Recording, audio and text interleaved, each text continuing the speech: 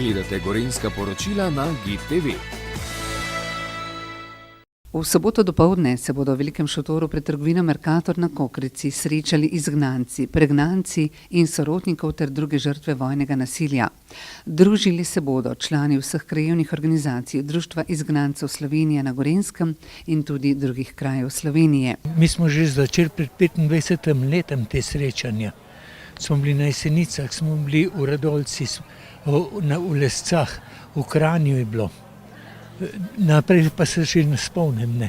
No, pa dol na gradu smo bili, v Reichenburgu, no, tam se je tudi začel. Jaz se redno držujem vseh naših srečanj, ker to smo dali skozi veliko, pretrpeli gorja, lakote, da smo preživeli, smo res srečni, da se smo lahko nazaj v svobodno domovino vrnili.